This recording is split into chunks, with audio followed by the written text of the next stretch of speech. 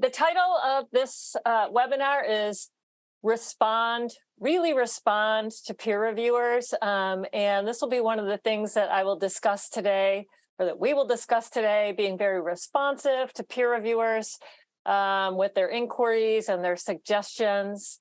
Welcome, everyone. If you would like to just, I think we all know each other, but why don't you type your name into the chat and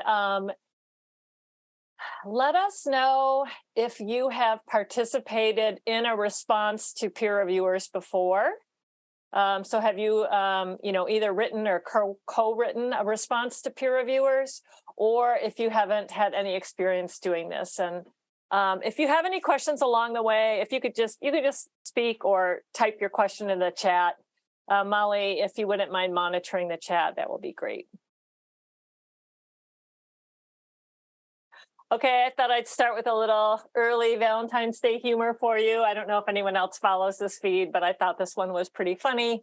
Deep down, academics want the same thing as everyone else, acceptance with minor revisions. Okay, so the objectives for this webinar are to appreciate how the peer review system works. I think most of you are probably familiar, but we'll do a quick recap. Understand the importance of clear and respectful communication between peer reviewer and author, appreciate the importance of expressing gratitude to the peer reviewers, recognize the value in being responsive to the peer reviewers, and where warranted, learn strategies to respectfully reject a reviewer's suggestion. Okay, so let's start with a recap of the peer review system. It's designed really as a gatekeeping system. And also to help all of us improve our manuscripts before they're published. I think it's important to keep in mind that the vast majority of peer reviewers perform this service for free. So, you submit your paper to a journal, the editor gets it, usually the managing editor. It's possible in the unlikely event that your paper is, maybe not suitable for the journal in terms of topic area, or maybe it's not novel enough for the journal, it might get rejected without review. This is sometimes referred to as a desk rejection. Ella, yep. Sorry, I'm just going to jump in and let you know that according to the chat, I think everyone has chimed in, and everyone except one has experience with the peer review process, writing responses. Yeah. Okay, so it's a bit of a mix. That's really helpful to know. I appreciate that. Thank you. So if this happens, there can be, I would say, in the big picture, probably the most common reason papers get rejected without review is they either don't follow the guidelines, the author guidelines, or they might be not appropriate for the scope of the journal, or it might be that it's not, the journal might not consider it novel enough for their, to publish in their journal. In which case, you still would want to revise it, choose a new journal, and submit it there. Hopefully, the editor will receive your paper and send it out for review. Typically, you'll get anywhere from 2 to 4 peer reviewers. At that point, it can be rejected, in which case, you'll revise your paper and submit to a different journal. And after peer review, if you do receive comments, it's possible that they will give you major revisions, in which case you'll revise and resubmit to the same journal. That might take a few rounds between the authors and the peer reviewers. They're, reading the revised version, giving you more comments, et cetera. Or sometimes you'll get just minor revisions from the peer reviewers, and you can revise and resubmit. Go back and forth a few times. Usually it takes 2 or 3 times. And then, occasionally I've had this happen once or twice where I was accepted without revisions, or maybe 1, or 2 typos or something like that. But that's a little bit more rare. All right, and then you're published. So there's a couple different ways peer review is organized at the different journals. Typically, the reviewers are blinded to authors. In other words, authors do not know the identity of the reviewers. Sometimes it's double-blinded, where the reviewer also does not know the names of the authors. When you submit a paper to a journal, you're often asked for names of peer reviewers, potential peer reviewers who know the area, the topic area well. And sometimes you're also asked to provide names of those who you don't want to review the paper. So have these ready, their name, title, and contact information when you start submissions, so you're not scrambling to find those midway through your submission. And if you're unsure about names of who to suggest and who to suggest that you don't want to review your paper, definitely ask your co-authors. You can also look at current citations for the names of people, who might know the area well and be able to provide a review. Junior people, if you're, I would say ask your co-authors regardless. So you can have some good names ready for if you are the one submitting the paper. All right, so I'm going to show several examples in this presentation, and they're almost all publicly available reviews from BMJ Open. There are different journals that are, everything they do is transparent and open. You can go back and see different versions of the paper. You can go back and see all of the reviews are publicly available with the reviewer's name on them and the author's name on them. So I'm going to show you how to access these examples right now, because it's really helpful, to have these models, first of all, if you are reviewing a paper, but also if you're responding to a review. So, so you go to, to get BMJ examples, just go to the BMJ Open website and, type in some search terms. I think I just typed in tobacco use or something. Then identify an example that you want to look at. And so then you click on that link and the paper will come up. And then you can go to the second tab called article info here, this button. Click that, and then you'll see the publication history of the paper. So through this area on the bottom, you can click the link either and get the previous versions of the paper, and you can also look at the revision history, the review history of the peer reviews. And so this is an example of a previous version, maybe the first version that was submitted to the journal. And then you can see here that you could also see all of the peer reviewer comments and then the author's responses to reviewers. So we'll be using examples from BMJ Open in this talk. I've removed the author names and the reviewer names, even though, if you really wanted to, you could find those online. But the author, or the purpose here, is not really to call anyone out or, focus on, who was writing the reviews or who the authors are. It's really just to study examples. So there's also other journals that publish their peer reviews. I think another example is the BMC journals. All right, so the first thing I want to talk about is making it easy for reviewers to navigate your responses. And so I'm going to start right off the bat with an activity. I'd like, Molly's going to help me put you into breakout groups, and we have some examples for you to look at. So we have 5 examples, peer reviews from BMJ Open. And I'd like you don't really even need to read the documents, just scan down for each one and review the overall format of the author's response and the way they've organized it, and decide which format you think is the easiest to read and follow and why. And so just to give us a sense of the different ways you as an author can organize that information, your responses to the reviewers, and just look at a few different models to get our feet wet. And so, okay, thanks, Molly. It looks like Molly's put the link to the examples in this Google Drive that hopefully everyone can access. Can someone let us know if you're able to access that, the examples from that link? Okay, Jana has given me the thumbs up. So I think the next step would be to put you into breakout rooms. We'd only have an hour. So I will say, let's spend 3.5 minutes, just kind of scanning down, quickly assess, and maybe I'll give you 4 minutes and decide, which format you think it's easiest to navigate and why, and then we'll ask you to report out.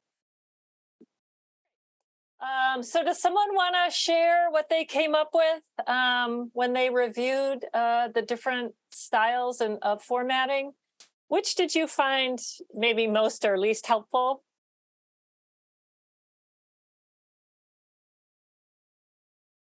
In our group, we talked about how we liked some of the features of examples sort of 3 and 4, because it was easy when you were just kind of scrolling through to say, okay, here are the comments and here are the answers and here's what they added in the text of the paper itself. Some of the earlier ones, it was less clear sort of on first glance what was reviewer comment and what was response to reviewer. Yeah, it makes a huge difference, right? What about the other group? What did you think? We didn't chat. We had kind of a quiet group, but I really liked the table. I don't know if others agreed with that. That's reviewer 1. Yeah. That was my favorite. I didn't so much look at content, but I liked the layout. Yeah.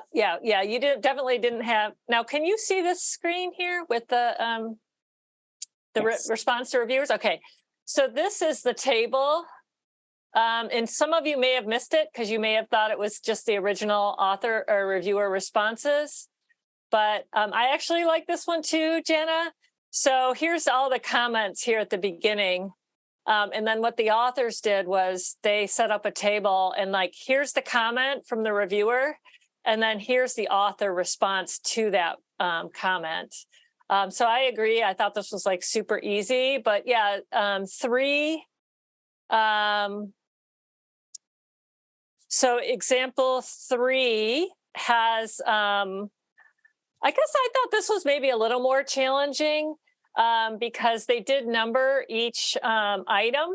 But in order for the reviewer to remember what the questions were, they would have to go back up and look at the original comments, which were in a separate location in the document. But I do like that they numbered it. They numbered and they did make a short reference to each item, but this one I thought was very clear. I agree. Number 4 here. So they have the comment and then they pasted the comment into this area, and then they have answer and they answer it. And then they included excerpts from their paper, things they added, what they changed, which avoids the reviewer having to go back and hunt through the paper to see where they made the change. So you can see and really, I think, get a lot of ideas from studying these examples. So thank you for your participation. Can you see my slides now? Yeah, okay, good. Oops, sorry. So you can decide for yourself which you like better. What I like to do as an author is always start with a word of thanks, and we'll talk a bit more about gratitude in a moment. And then, I always include a little summary at the top, like we've responded to each comment below.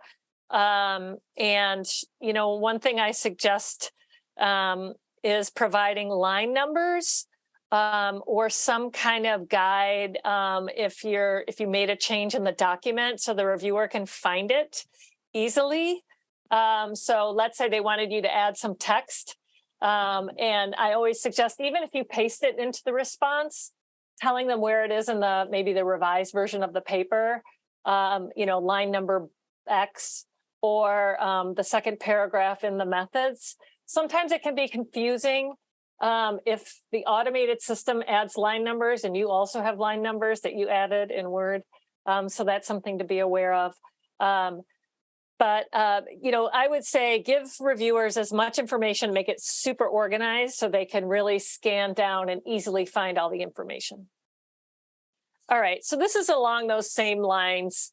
You could see the reviewer in this example is asking, what is the skewed information that retailers receive from tobacco companies?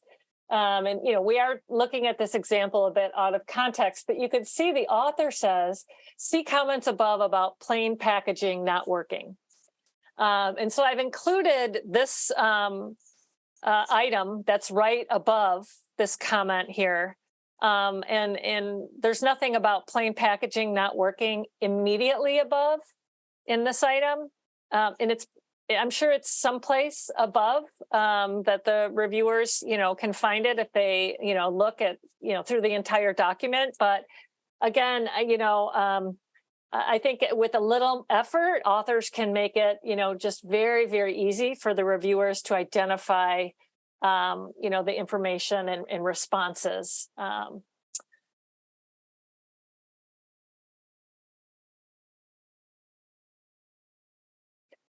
Here's an example of a similar situation where authors have already sort of responded to an item and they're telling the reviewers, hey, we already responded to this in another item.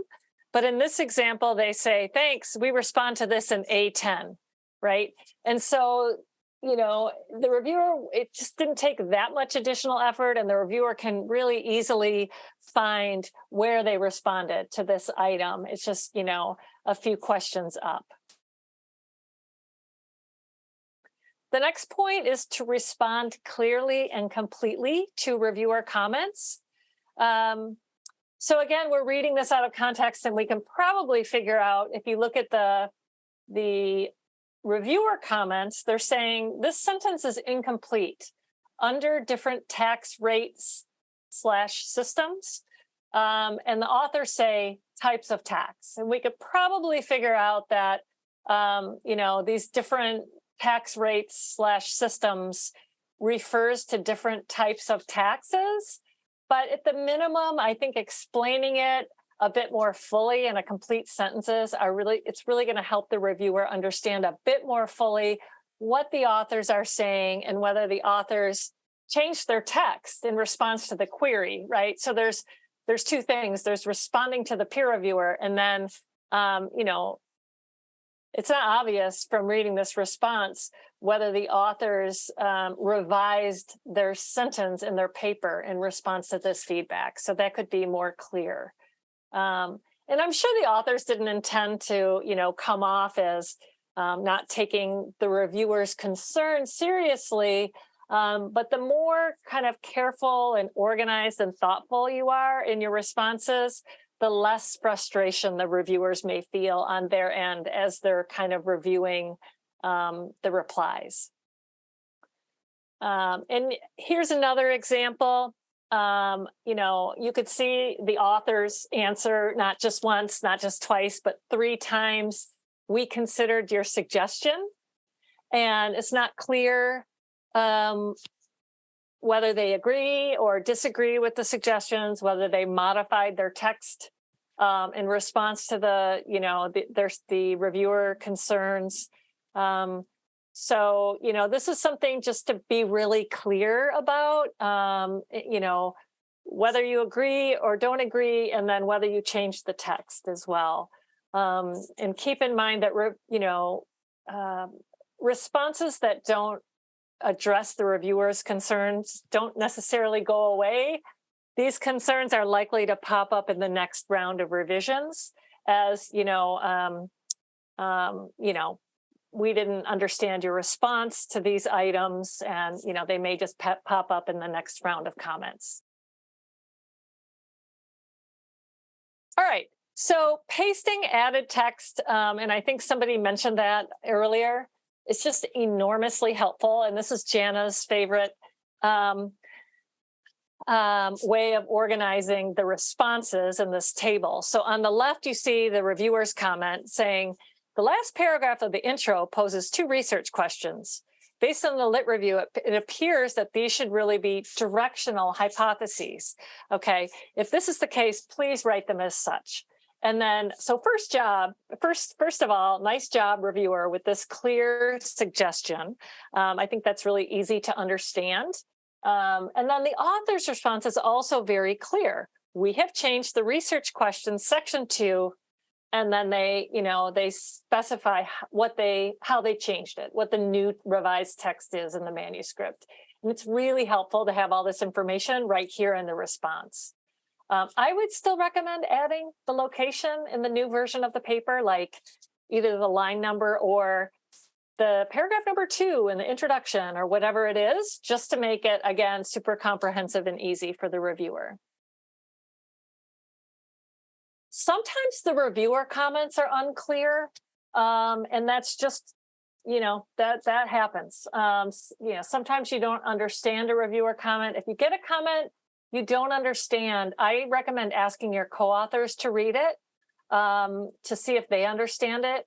But if nobody understands it, I would say still be sure to respond, letting the reviewer know you didn't understand it rather than skipping it or guessing. This happens actually a fair amount. I reviewed maybe 25, 30 examples for this talk, and I probably saw this type of comment maybe 5 or 6 times. And that seems like a lot. So this is something we can also keep in mind, I think, as reviewers as well. It's really important on both sides to really take the time to be super clear and be sure you give the correct location within the text, again, on both sides, reviewer and author. Okay, so I have a suggested format to consider using when you agree with the reviewer comment. I would say, again, first repeat the reviewer comment so the reviewer doesn't have to go back and search for it. Tell the reviewer you agree with them with the comment, or say, thanks for that excellent comment. Tell them what change you've made. And then if you did revise your text, paste it in to that response, and then include line numbers or, the location of the new text. Be respectful and appreciative. This is from one of my papers. I couldn't find exact examples on every point I wanted to make, so I used just a few from some of my own papers. This is from one of my papers where we had this great, super helpful review, and I was trying to show my appreciation as much as possible to let them know how much they helped our author team. And so, you could just see I started out here by saying, thank you for another excellent idea. And then I kind of go on, to tell them, what changes we made, et cetera. But, I think that showing your enthusiasm and your gratitude can be really helpful, especially given I don't know how many of you have been peer reviewers. I assume that at least some of you have. It's first of all, you're doing it for free. And second of all, it just takes a lot of time. So showing that appreciation can be very helpful. So I think I just probably addressed some of these. Always be respectful. I would say try to adhere to as many suggestions as you can agree with. For example, if a reviewer's suggestion doesn't seem like it would improve the text that much, or maybe they're just recommending a style preference, but you don't object to it, I suggest thanking the reviewer and just making the change. If it's nothing you really have an objection to, you think, it's probably 6 and 1/2 dozen the other, go ahead and make that change. Just in the spirit of, working with the reviewer and taking them seriously. Of course, you shouldn't make changes that you really disagree with, and I'll get to that in a bit. The next point I want to talk about is really being responsive to reviewers. This reviewer found a typo in the paper they were reviewing. You can see, I guess they missed a capital letter. And the authors respond by saying, yeah, we corrected this error, but then we took this a step further. And we had a colleague proofread the entire paper to make sure there weren't any more errors. And this is really great. It shows they valued the advice from the reviewer, and then they put a lot of energy into making sure the paper was, putting its best foot forward. I'm not going to read this entire example. It's a bit long. But I was telling Molly this morning, I get really wrapped up in, I love looking at examples. I thought this was so great. The reviewers here are asking the authors to explain some of the jargon that they used.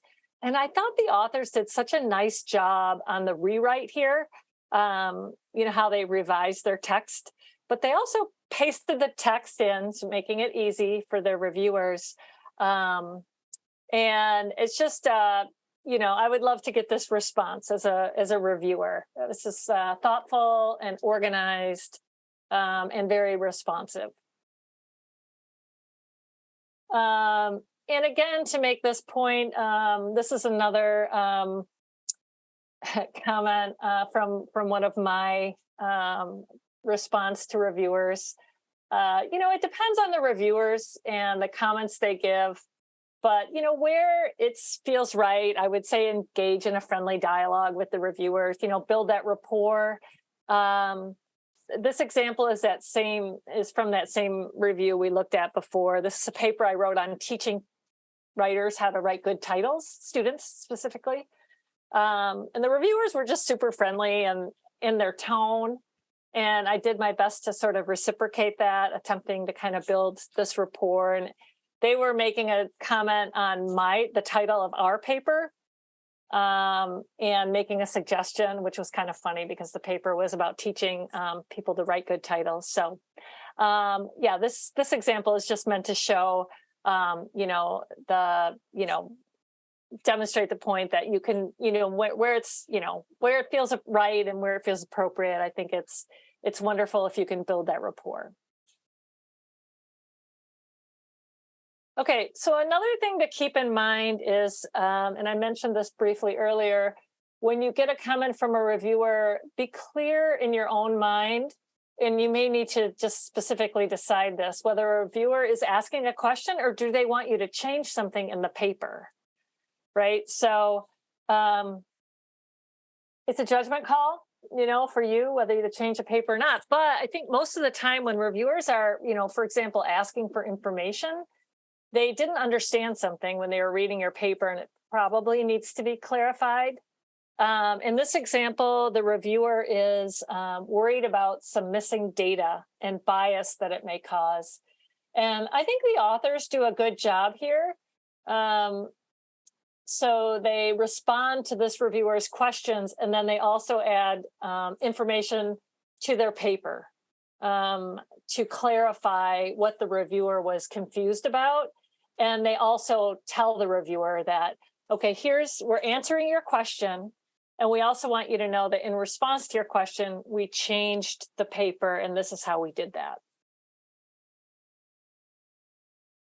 All right, so one of the final points in this talk is a challenging area where especially maybe new authors might struggle in trying to figure out, whether it's okay to disagree with a peer reviewer, and then if they're going to do that, how to go about doing so. So I will say it's definitely okay to disagree tactfully and with justification. When something is important to you or important to the integrity of your paper, definitely defend it. I would say, ideally that if you're pushing back on suggestions, these kinds of responses should be a very small proportion of your responses to authors.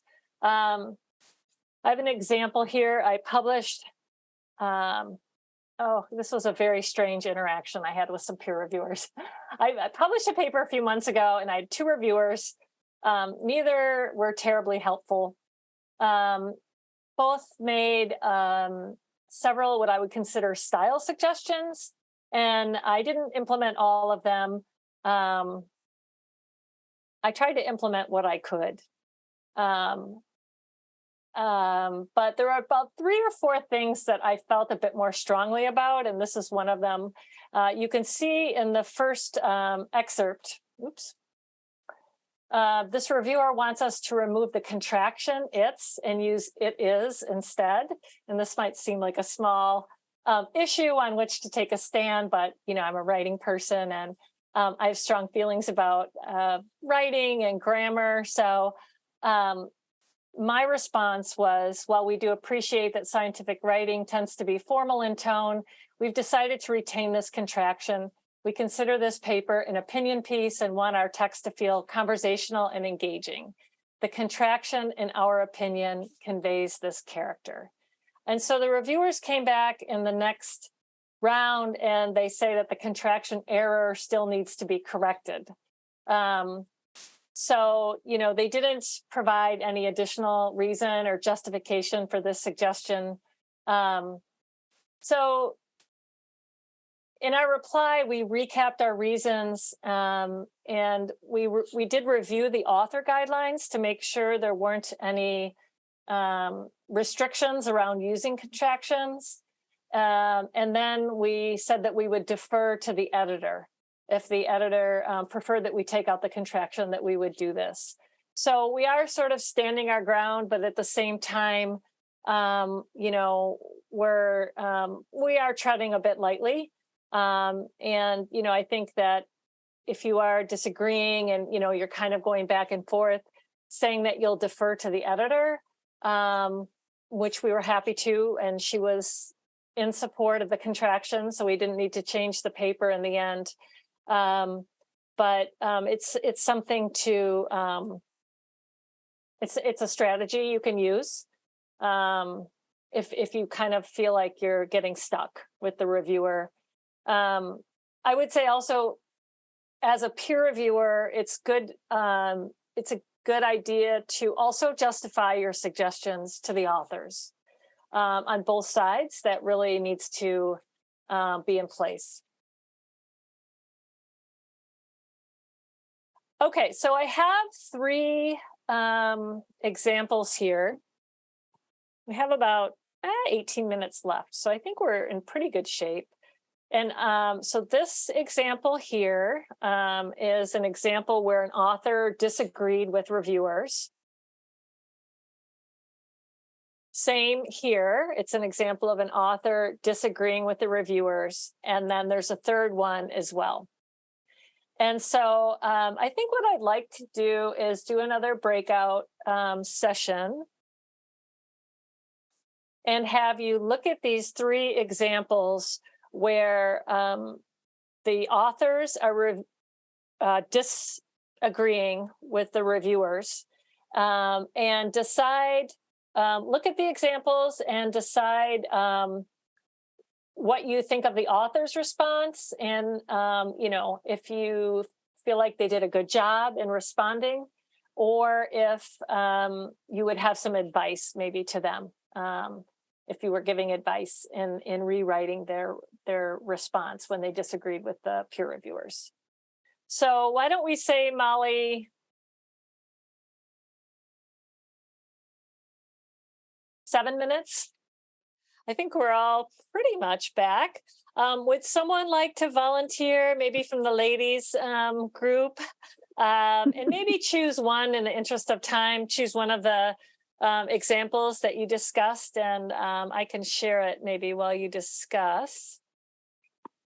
We had talked about that example 3 we liked the best. If we can, this one here?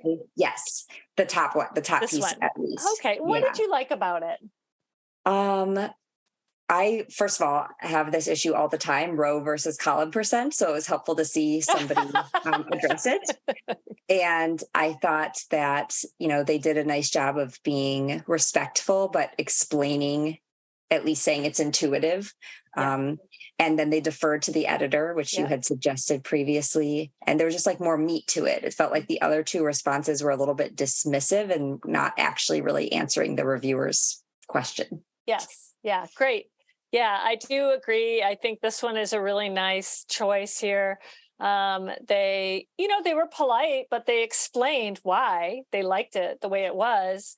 And again, happy to defer to the editor, which is, is nice to offer. Thank you. What about the other group? Did you want to comment on one of the examples?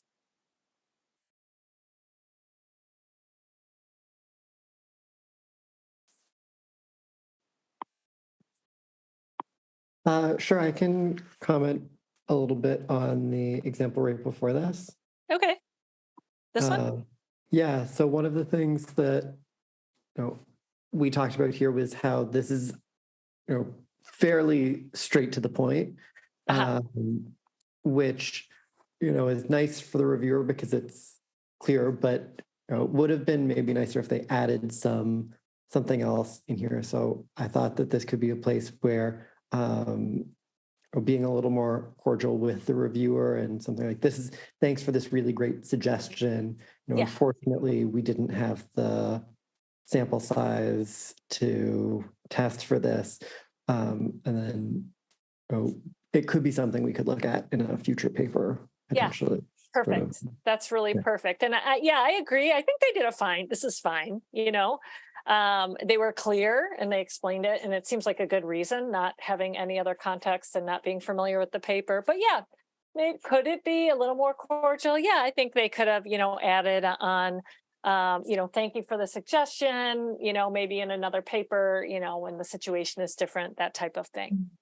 Okay, good. Thank you very much for your participation in that activity. So just to recap, I think many of these points were raised. It's fine to respectfully disagree with the reviewer's comment.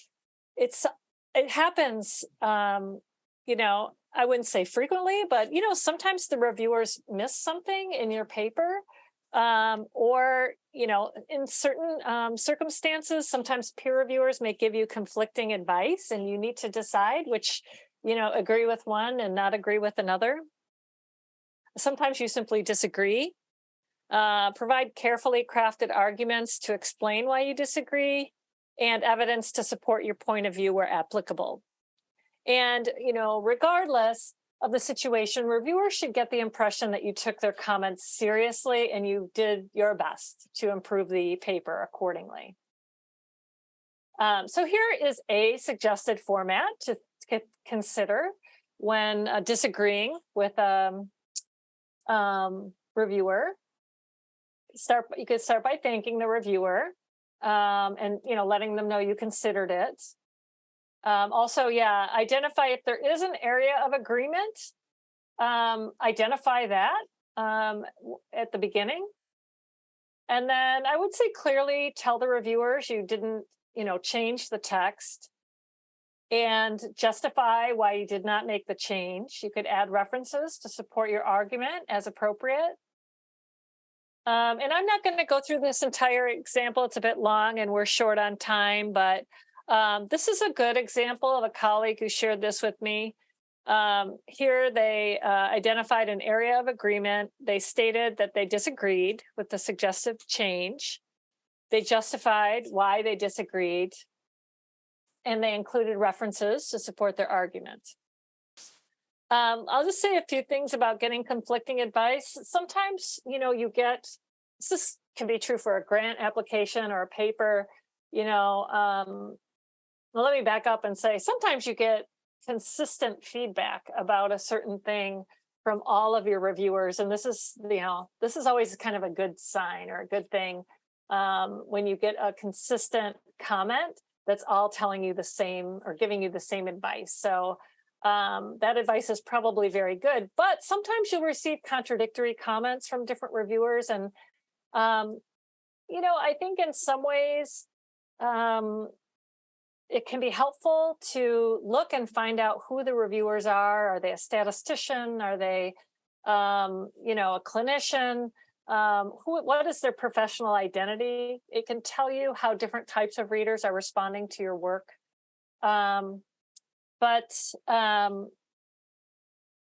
Oops, sorry, I forgot to show these little bullets here. I guess ultimately, though, your job as a writer is to really decide, which advice works best for your paper, and explaining that to the reviewer. There's no need to call out the other reviewer and say, well, reviewer 2 told us to do it this way, or it's not a good reason to justify your choice.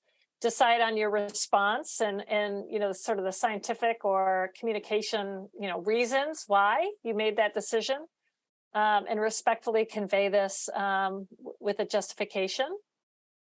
I think this is a good example, and we're a bit out of time. You can maybe look at it afterward, but this is a good example that politely explains, some of the conflicting advice and how they sort of navigated it. But this was, I thought, a really nice example. Word limits. This is another excerpt from my titles paper with the helpful reviewers. One common concern among authors is whether they need to stay within the official word limit, especially considering reviewers are typically asking you add information.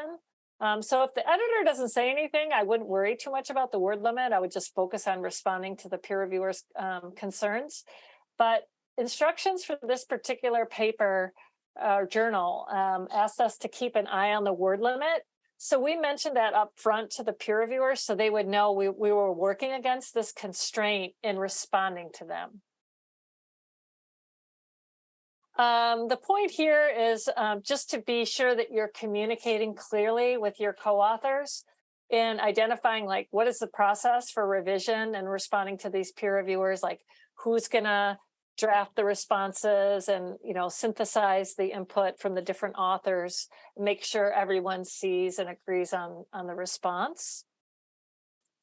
And then the final tip is a lot of journals have guidelines for their peer reviewers on their website. And so one thing to check when you submit your paper to a journal is, do you have access to the reviewer guidelines? Can't help as you're writing your paper. And then also check the author guidelines to see if they explain how your article will be evaluated. And thank you to the Castor leadership and the Career Enhancement Corps for supporting this webinar.